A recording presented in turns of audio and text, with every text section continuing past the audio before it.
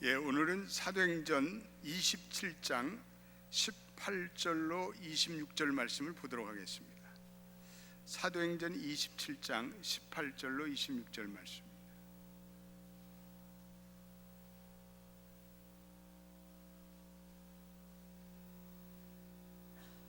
우리 다 한 목소리로 같은 목소리로 합독합니다.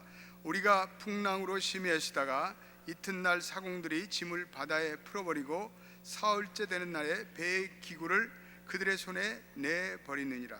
여러 날 동안 해도 별도 보이지 아니하고 큰 풍랑이 그대로 있음에 구원의 여망마저 없어졌더라. 여러 사람이 오래 먹지 못하였음에 바울이 가운데 서서 말하되, 여러분이여 내 말을 듣고 글에 대해서 떠나지 아니하여 이 타격과 손상을 면하였다면 좋았을 뻔하였느니라. 내가 너희를 권하노니 이제는 안심하라. 너희 중 아무도 생명에는 아무런 손상이 없겠고 오직 배뿐이니라. 내가 속한 바 곧 나의 섬기는 하나님의 사자가 어젯밤에 내 곁에 서서 말하되, 바울아 두려워하지 말라. 내가 가이사 앞에 서야겠고 또 하나님께서 너와 함께하는 장에 항해하는 자를 다 내게 주셨다 하였으니 그러므로 여러분이 안심하라. 나는 내게 말씀하신 그대로 되리라 하나님을 믿노라. 그런즉 우리가 반드시 한 섬에 걸리리라 하더라. 아멘. 우리 사도행전이 이제 이번 주 하고 그 다음번 하면 사도행전이 끝납니다. 몇 달 동안 이 사도행전을 통해서 우리가 새로운 하나님의 음성을 듣고 있습니다.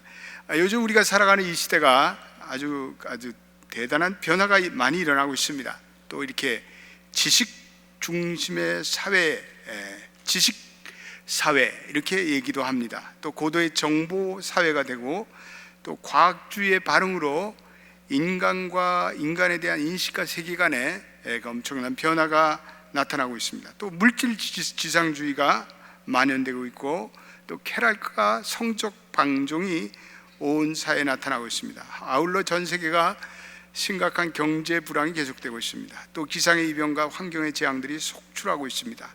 그래서 오늘 같은 세상을 가리켜서 이렇게 위기가 상수가 되는 세상이다. 어떤 언론이 이렇게 표현했는데 아주 참 적절한 표현이라고 생각합니다. 위기가 변수가 아니라 위기가 이제는 만성적으로 일어나는 세상이 되었다, 이런 거죠.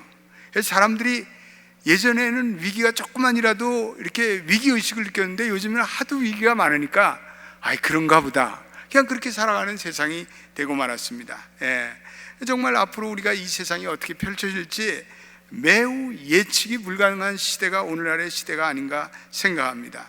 오늘 우리 이러한 세상을 오늘 본문의 모습으로 이렇게 비유해 본다면 아주 풍랑이 격렬하게 있는 그런 경랑의 시대라고 표현할 수가 있습니다. 오늘 우리는 역사의 경랑, 환경의 풍랑, 경제의 경랑, 이런 경랑의 시대 속에서 우리가 어떻게 살아가는가 중요한 과제입니다. 우리가 어떠한 영적 리더십을 발휘해야 하는가 아주 대단히 중요한 과제입니다. 오늘날 우리의 가장 큰 위기를 뭐라고 진단하십니까? 저는 그것을 방향상실의 위기라고 부르고 싶습니다.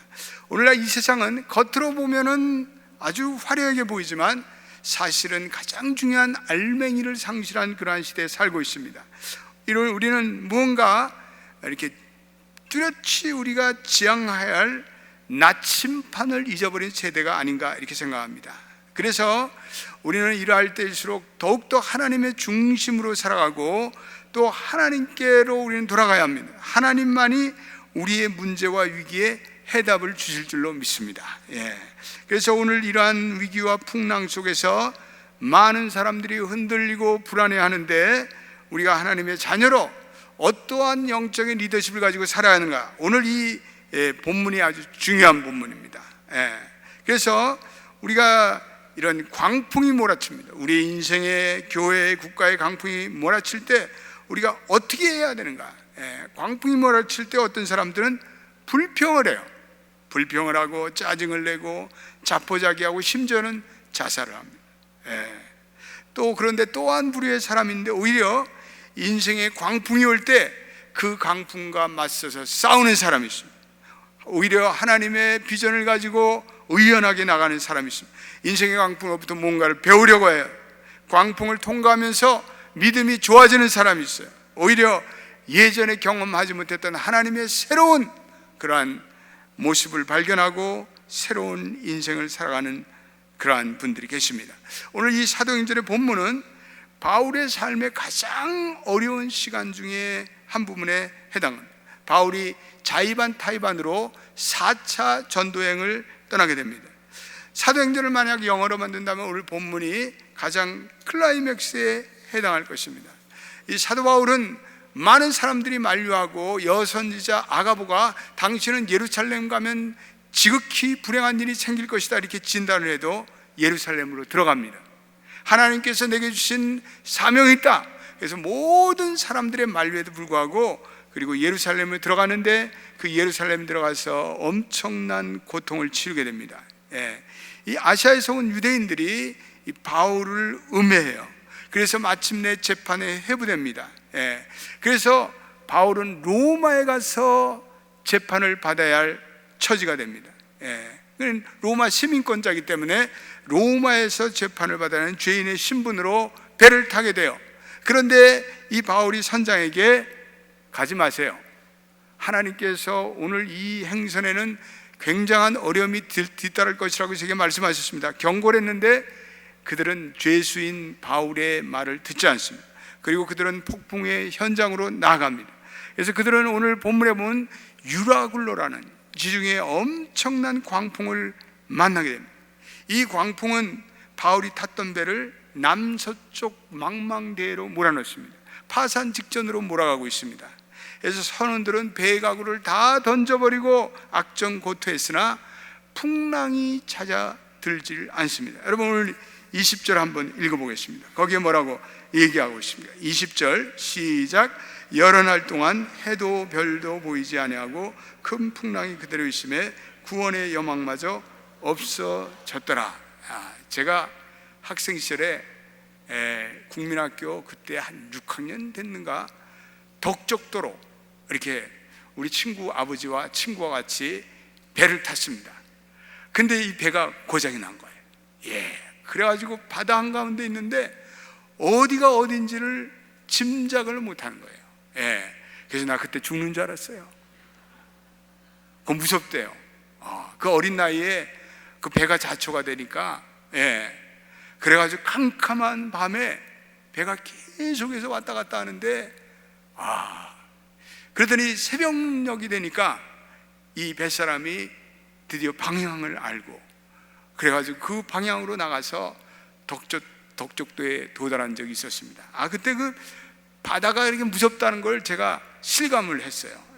그런데 그건 뭐 아무것도 아니죠. 이 엄청난 유로굴로라는 대풍이 이들에게 닥쳤는데 그들은 오늘 보니까 구원의 여망마저 없어졌더라. 도저히 살 길이 없는 거예요. 그런데 이 절망적인 광풍 속에서 바울을 보십시오.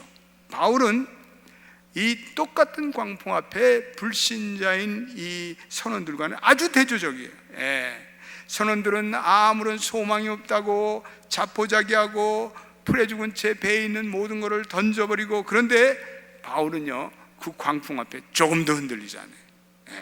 그리고 오히려 바울이 위기 가운데 용기를 냅니다. 그리고 바울이 오히려 이 모든 뱃사람과 로마 군인들을 이끌고 용기와 희망의 리더십으로 이들을 이끌어 갑니다. 오늘 보니까 바울이 어떠한 처신을 했을까? 여러분 오늘 읽지 않았지만 29절 말씀에 이렇게 얘기하고 있습니다. 암초에 걸릴까야 고물로 단 넷을 내리고 날이 새기를 고대하니라. 뱃사람들은 아주 노련한 뱃사람들은 오히려 이 폭풍을 만났을 때 무언가 흔들리지 않는 그런 안전한 곳에 닷을 내리라, 견고한 터에 닷을 내리라 이렇게 충고하고 있습니다. 오늘 이 바울이 그 엄청난 폭풍 앞에서 그는 견고한 터 위에 그의 영혼을 내립니다. 오늘 그걸 우리 한번 오늘 보도록 하겠습니다. 첫째로 바울은 폭풍의 현장 속에서 하나님을 향한 놀라운 신앙의 고백을 펼칩니다. 그래서 하나님을 향한 바울의 이 신앙의 고백이 아주 견고합니다. 여러분 23절을 읽어보십시다. 23절을 여러분들 펜을 그어가지고 다 한번 줄을 치시기 바랍니다. 한 말씀 한 말씀이 너무나 귀한 말씀이고 우리에게 큰 교훈이 되는 말씀입니다. 23절 시작. 내가 속한 바 곧 내가 섬기는 하나님의 사자가 어젯밤에 내 곁에 서서 말하되, 거기에 하나님을 나의 속한 바 곧 나의 섬기는 하나님이다. 바울은 하나님을 자기의 온전한 주인으로 모시고 있습니다. 하나님을 자기의 메스터로 고백합니다. 그분이 나의 주관자가 되신다, 통치자가 되신 자, 이렇게 얘기하고 있습니다. 또 바울은 내가 속한 바, 나는 자신의 소유가 아니라 하나님의 소유다, 이렇게 고백을 하고 있습니다. 그래서 그 주인 되신 하나님을 내가 섬기는 하나님이다, 이렇게 말씀하고 있습니다.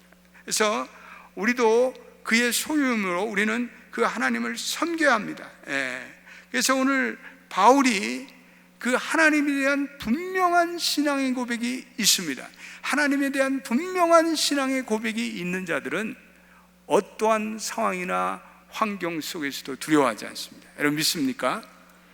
하나님에 대한 고백을 가진 자는요, 그건 용기가 있는 자들, 담대, 영적인 배짱이 있어요.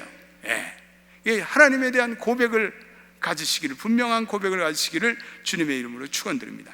두 번째 보니까 바울이 풍랑 가운데 하나님의 음성을 들어요. 바울이 오늘 23절 말씀에 하나님의 사자가 어젯밤에 내 곁에 서서 이렇게 말하고 있습니다. 이건 참 놀라운 표현입니다. 바울이 그 위기를 당하는데 사도행전 23장 11절 말씀에서도 바울이 하나님께서 위기 가운데 자기에게 하는 음성을 들어요. 이 말은요, 적어도 바울이 하나님과 영적인 교제를 계속하고 있다는 거예요. 아니, 하나님의 음성이 뭐 갑자기 들리는가? 아닙니다. 하나님의 음성은 계속해서 하나님과 교제하는 자들이 들을 수 있을 줄로 믿습니다. 우리가 하나님과 날마다 교통하고 관계를 갖고 하나님과 대화하고 기도하고 말씀 가운데 교제하고 그러한 자에게는 하나님께서 무언가를 메시지를 주셔요. 근데 바울이 하나님의 사자가 그것도 내 곁에 서서 바로 내 옆에 섰대요. 표현을 너무나 적나라한 표현을 하고 있습니다. 하나님의 사자가 내 곁에 서서, 바울이 먼 바다의 한가운데 있지만 그것이 결코 하나님과의 교제로 방해할 수 없었다는 사실입니다. 시편 65편 5절에 내가 새벽 날개를 치고 바다 끝에 거할지라도 하나님은 거기도 함께 하신다라고 말씀하고 있습니다. 여러분들이 어디로 가 있든지, 어디에 있든지, 아프리카 가 있든지, 여러분들이 아시아에 있든지, 여러분들이 어디에 갔든지, 산골짜기에 있든지, 강에 있든지, 바다에 있든지 하나님이 여러분과 함께 하실 줄로 믿습니다. 지옥의 골짜기로 가더라도 거기에도 하나님이 함께 하신다, 그런 믿음을 우리는 성도들은 가져야 합니다. 그래서 그런 하나님과 직접 기도하는 가운데, 그 폭풍우가 있는 가운데 뭔가 하나님과 커뮤니케이션을 한 거야. 하나님과 대화했어요. 그래서 하나님이 그에게 오늘 본문에 보니까 하나님의 사자를 파송하셔서, 우리는 이 상황이 어떤 상황인지 몰라요. 그렇지만 우리가 상상력을 작동해 본다면 뭔가 하나님의 엔젤 오브 갓, 하나님의 천사가 혹은 하나님의 사자가 그 배를 방문한 것 같아요. 우리는 이것을 하나님의 임재라고 할 수도 있고, 바울에게 어떤 폭풍우나 풍랑이 일지만 하나님이 자기 백성을 향한 그 하나님의 임재를 방해할 수 없어요. 왜냐하면 하나님은 어떤 일이 있어도 하나님은 도움을 베푸시는 분인 줄로 믿게 되시길 바랍니다. 어떤 상황 속에서도 하나님은 도움을 베푸르셔요. 그리고 오늘 바울아, 나는 네 목숨도 살려주지만 너와 함께 항해하는 자들도 다 살려주겠다, 이렇게 약속해요. 의인 그 한 사람 때문에, 잘 믿는 그 한 사람 때문에 나머지 사람들은 더불어 복을 받아요. 여러분 믿습니까? 요셉이 가는 곳마다 형통하였더라라는 것 같이 하나님을 잘 믿는 의인 한 사람 때문에 하나님께서 불신자 수십 명을 그대로 구원해 주셨단 말이에요. 예. 의인의 존재가 얼마나 중요함. 그러므로 그래서 오늘 바울이 환상 가운데 하나님의 음성을 들어요. 24절도 한번 읽어보겠습니다. 시작. 바울아 두려워하지 말라. 내가 가이사 앞에 서야겠고 또 하나님께서 너와 함께 항해하는 자를 다 내게 주셨다 하였으니. 우리 세 가지로, 첫째로 바울아 두려워 말라. 두려워 말라. 주의 모든 사람들이 두려움과 절망에 처해 있을지라도 오늘 바울은 두려워하잖아요. 왜냐하면 주의 사자로부터 오늘 바울아 두려워 말라, 그런 하나님의 음성을 들었기 때문에 그래요. 우리 성도들은 어떠한 인생의 풍랑이 올지라도 우리 두려워할 필요가 없어요. 만군의 여호와 하나님께서 우리와 함께 하실 줄로 믿기 때문에 그렇습니다. 여러분 믿습니까?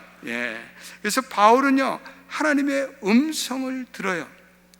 우리가 하나님의 음성을 듣는 한 우리는 염려할 거 없어요. 걱정할 거 없어요. 그래서 풍랑의 와중 속에서 하나님의 음성을 들을 수 있는 경청액이, 분별력이 바울에게는 있었다는 거예요. 어떻게 하나님의 음성을 들어요? 직접 하나님이 얘기할 수 있는 그러한 신비한 체험도 하시는 분이 있지만, 하나님께서 말씀 가운데, 기도 가운데 내적인 감동을 주시고 깨달음을 주시고 하나님이 우리에게 말씀하시는 방법은 여러 가지 다양해요.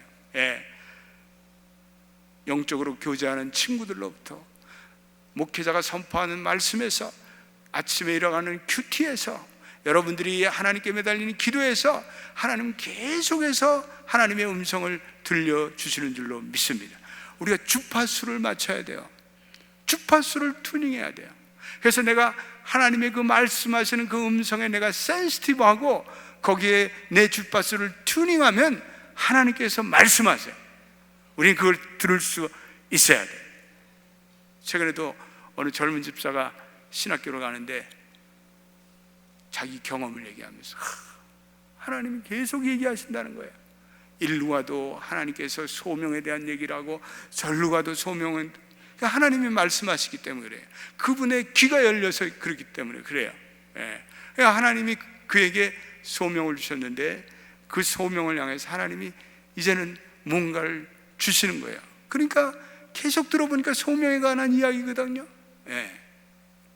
그래서 오늘 바울에게 첫째로는 네가 로마에 안전하게 도착할 것이다.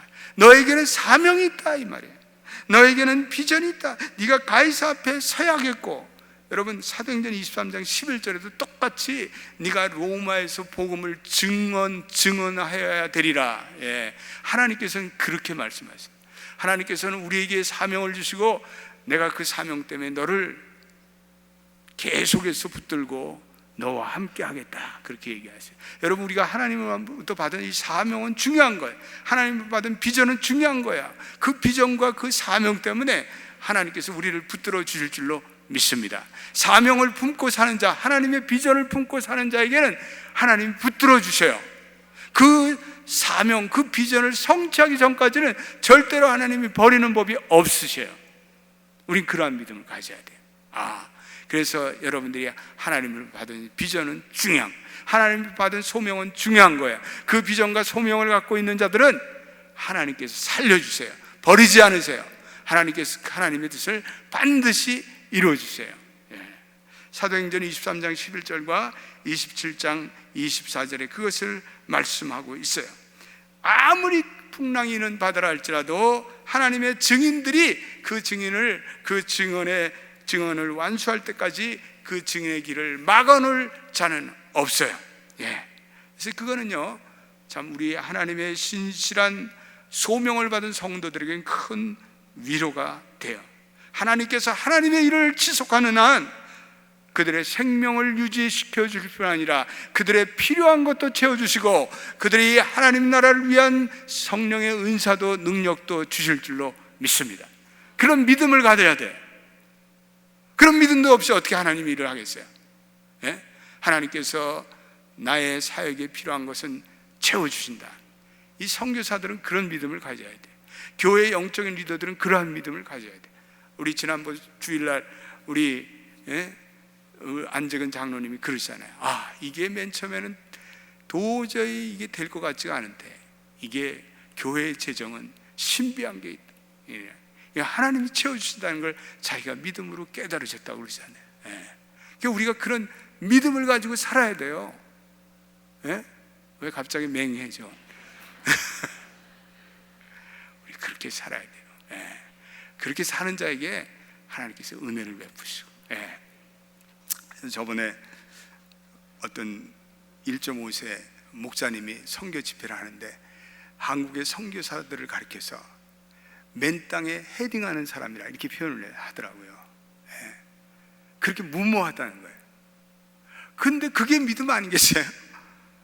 맨 땅에 헤딩해갖고 그렇게 한국 선교사가 그렇게 모든 사역에 있어서 지금 전 세계에 가장 강력한 선교를 하고 있는 거 아니에요?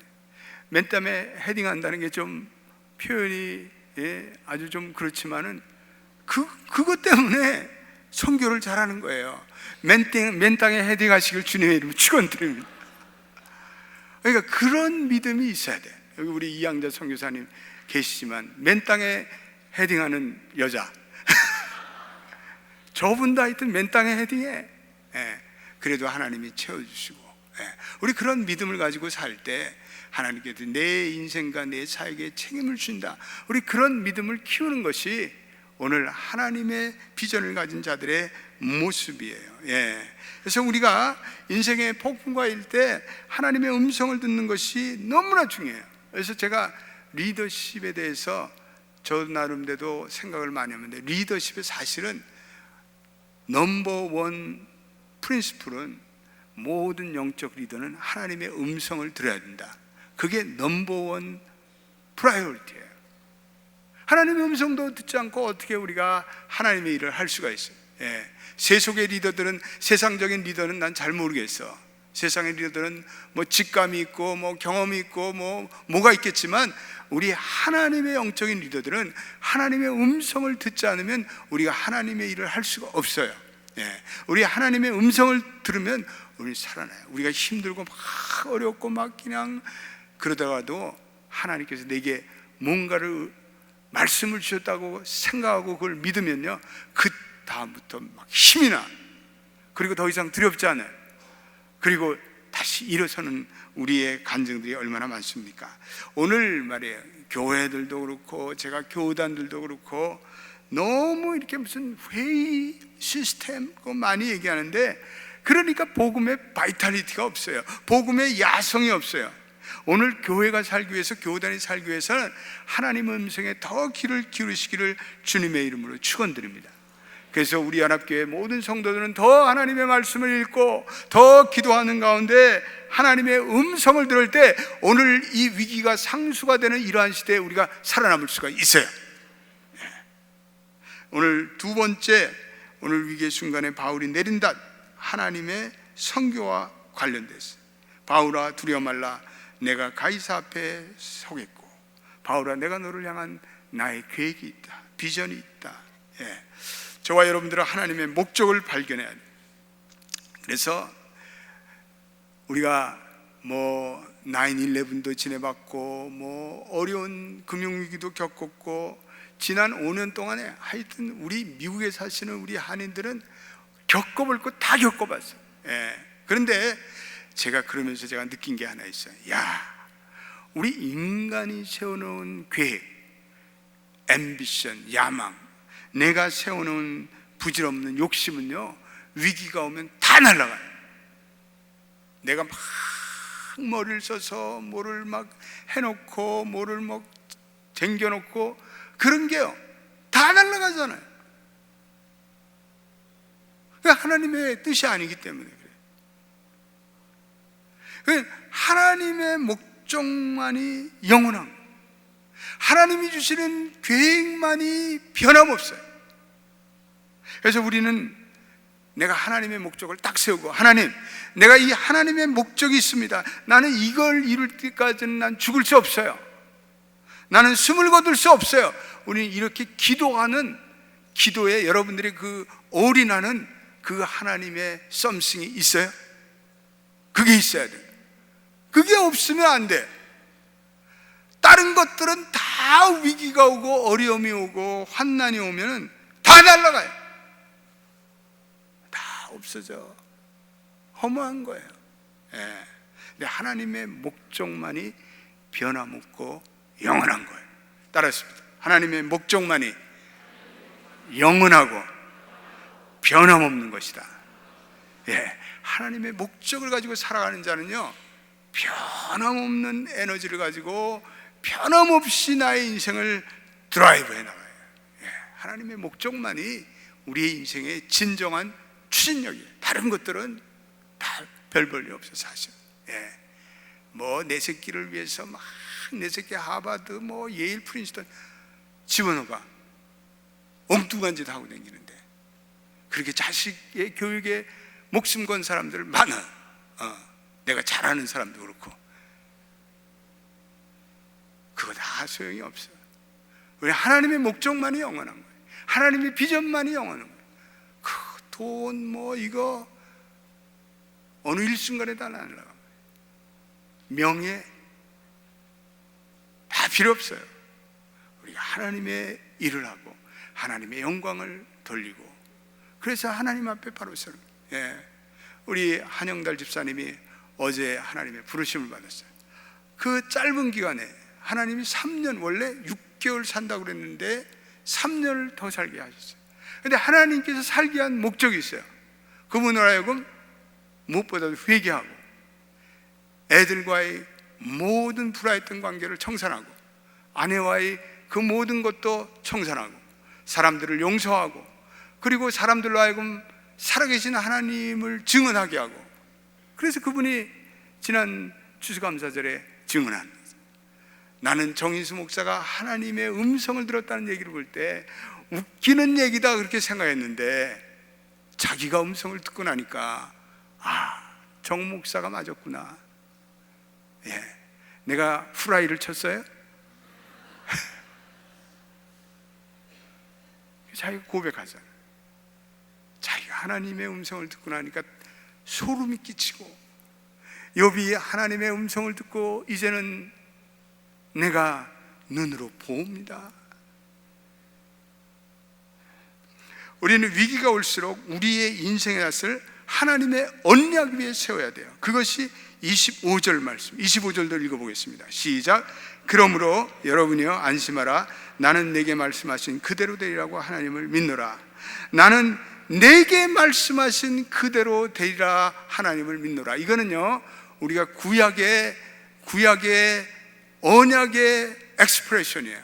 표현이에요. 말씀하신 그대로. 말씀하시는 게 뭐예요? 하나님의 약속이죠. 하나님의 언약이죠. 하나님의 언약은 그대로 이루어질 줄로 믿습니다. 예. 하나님의 언약이 뭐예요? 하나님의 약속이 뭐예요? 예. 하나님의 언약은 간단해요. 이제 내가 예수를 믿고 하나님을 나의 하나님으로 영접하면 하나님께서 나의 인생을 무한정으로 책임져 주시겠다. 그게 하나님의 언약의, 예. 그게 하나님의 언약의 표현이에요. 예. 우리의 인생을 하나님께 맡기는 거예요. 예. 그래서 출애굽기에 내 말을 지키고 내 언약을 지킨 자는 천대까지 은혜를 베풀어 주시니라. 나는 한때는 하나님도 너무 과장을 잘하시지, 천대까지는 무슨 천대까지야, 한 2, 3대까지만 아니에요. 천대까지. 예. 저는 종종 왜 하나님께서 내게 이런 은혜를 주실까? 예. 우리 조상님 족보로 올라가 보면요, 예.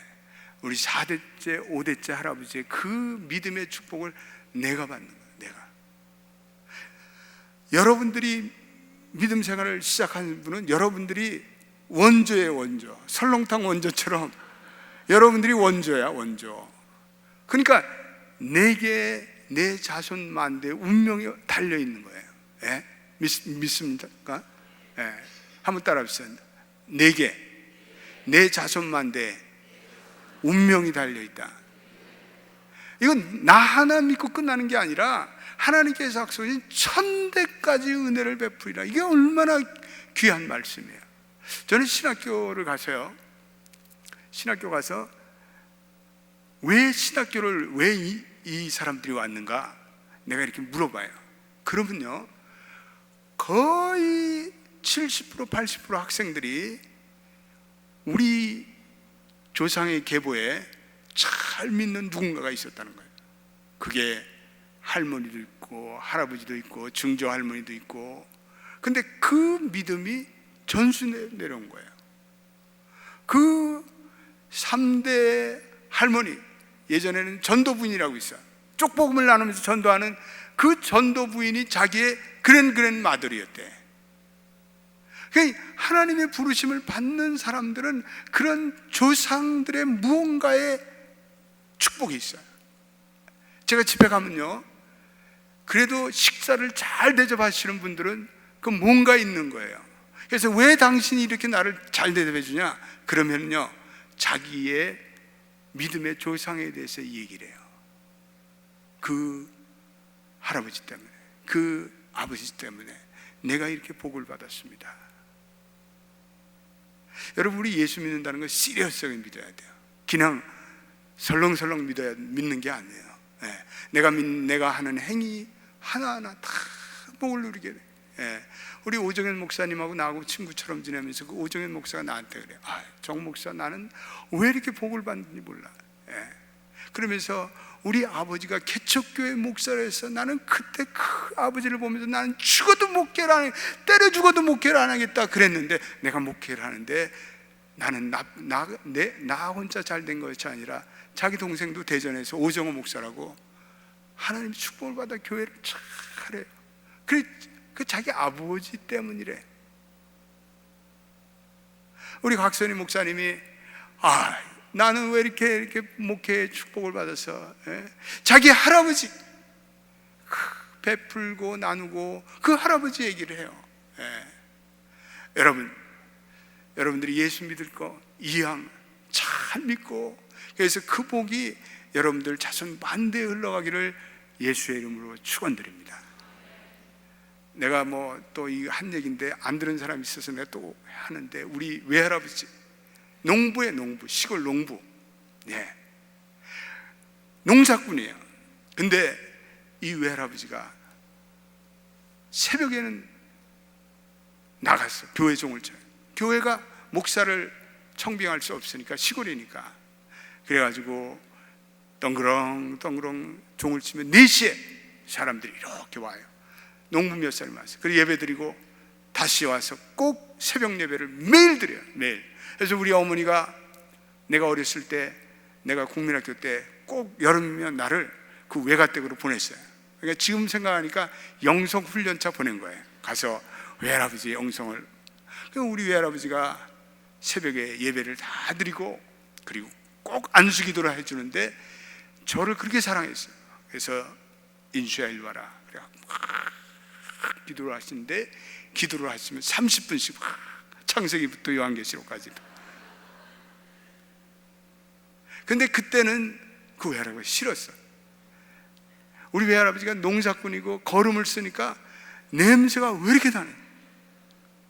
그리고 막 기도를 하면 침이 막 떨어지고. 근데 그 거룩한 침이지, 거룩한 침이야. 그걸 모른 거야. 그리고 이 할배 왜 이렇게 기도가 긴가. 그런데요, 우리 외할아버지가 90세까지 살았는데 제가 신학교 갔다고 해서 제일 좋아하신 분이 그분이에요. 그분이 저를 위해서 그렇게, 내가 그분을 미국에 한 번 못 모신 게 정말 가슴에 한으로 남아요. 그 외할아버지가 얼마나 저를 위해서 기도를 해주시고, 저는요 그 외할아버지의 언약적인 축복을 제가 받았다고 생각해요. 여러분들이 오늘 이렇게 살고 여러분들이 이렇게 지내는 거, 이거 그냥 된 게 아니라 누군가가, 여러분들의 조상이 기도했기 때문에 그래요. 그렇게 믿고 살아야 돼요. 내가 잘나서 된 게 아니라 누군가가 기도하고. 나는 거기에 우리 모친, 내가 이렇게 지금 목회하면서 은혜를 받은 것은 우리 모친의 목도 있다고 생각해요. 우리 모친이 얼마나 우리 아틀란타 연합장로교를 위해서 기도했는지 몰라요.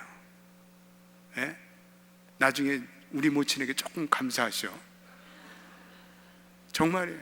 우리 모친이 얼마나 새벽마다 일어나서 우리 연합교회를, 하늘에서도 그렇게 기도하고 계실 거예요. 우리가 믿는 하나님은 언약적인 하나님, 그 복이 제너레이션 뚜루 제너레이션으로 흘러넘쳐요. 그래서 우리가 예수 믿는 것 잘 믿어서 자손 만대의 하나님의 축복을 받기를 예수의 이름으로 축원드립니다. 오늘 바울이요, 죄수예요. 근데 어느 순간부터 바울이 죄수가 아니고 이것을 전체를 끌어가는 실질적인 영적인 리더가 돼요. 저는 교회가 그렇다고 생각해요. 교회 어떻게 생각하면 뭐 웃기는 거지. 교회가 무슨 힘이 있어? 교회를 우습게 봐. 근데 아니에요. 교회가 기도하기 때문에 오늘 한국이 저렇게 어려움 속에서도 그렇게 지금 나아가고, 여러분 한국의 삼각산, 청계산 가면 오늘도 한국을 위해서 얼마나 많은 사람들이 기도하는지 몰라요. 기도하는 사람이 결국은 모든 것의 실질적인 리더예요. 영권을 잡은 자가 사실은 실질적인 것의 모든 것의 리더예요. 우리는 기도해야 돼요. 나라를 위해서, 애틀란타를 위해서, 이 둘루스를 위해서 기도해야 돼요. 사실은 모든 것을 이끌어가는 것은 기도하는 사람 때문에요.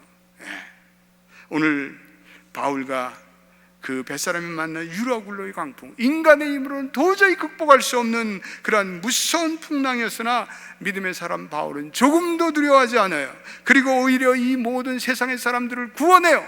그들에게 은혜를 베풀어요. 그들을 하나님의 증언자로 만들어요. 그리고 그들을 위로하고 격려하고 오히려 그 배의 중심 인물이 돼요. 여러분, 그런 사람이 여러분 될 수 있겠어요? 오히려 어려운 시간에, 오히려 위기가 상수가 되는 시간에 여러분 걱정하지 마십시오. 하나님이 우리를 구원해 주십니다. 우리 기도합시다. 낙심하지 마십시오. 그러한 사람이 되기를 주님의 이름으로 축원드립니다. 아유 힘들어, 아유 이거 뭐, 아유, 딴 사람 믿음까지도 다 까먹게 하고 그런 사람이 되지 말란 말이에요. 그런 연약한 사람이 되지 말란 말이에요. 우리 연합교회 성도들은 오히려 이러한 난국일수록, 이러한 위기가 상수가 될수록 하나님은 살아계십니다. 하나님 우리를 보살펴요. 우리는 할 수 있습니다. 믿음 가운데 낙심하지 맙시다. 희망을 가집시다. 소망을 가지십시다. 그런 사람이 되시기를 예수의 이름으로 축원드립니다. 오늘 전능하신 하나님을 믿는 담대한 믿음이 위기에 빠진 사람들을 구하는 소망의 리더십을 발휘하게 됩니다. 바울은 하나님의 언약을 놓지 않았어요. 그리고 죽음의 시간에도 하나님의 말씀을 붙들고, 그리고 하나님의 음성을 듣고, 그리고 바울은 사명의 자리에서 물러서지 않았어요. 여러분, 사명의 자리에서 물러서지 않기를 예수의 이름으로 축원드립니다. 좀 힘들면 그렇게 하지 마요. 하나님 영광 돌리는 게 아니에요. 내게 주신 사명 끝까지 붙들고 가이사 앞에 서서 복음을 전하는 그 위대한 복음의 사명을 바울은 거기에 비전을 걸고 나가기 때문에 하나님이 그를 구해 주시는 것을 보게 됩니다. 하나님의 약속의 말씀과 함께 여러분들의 인생에 몰아치는 어떠한 유라굴로의 광풍도 믿음으로, 말씀으로, 언약으로, 그리고 하나님의 주신 비전으로 극복하시는 여러분 되시기를 예수의 이름으로 축원드립니다. 한번 다 일어나 보세요. 오늘 우리 찬양하면서 오늘 주신 이 말씀을 들으면서 우리 결단하십시다. 그래서 주 품에 품으소서 능력의 팔로 덮으소서. 이거는 이 사도행전 오늘 말씀과 똑같은 찬양이에요. 우리 찬양하는 가운데 하나님께서 여러분들과 저를 능력의 팔로 덮어주시기를 바랍니다. 우리 다 두 손 높이 들고 결단하겠습니다. 주 품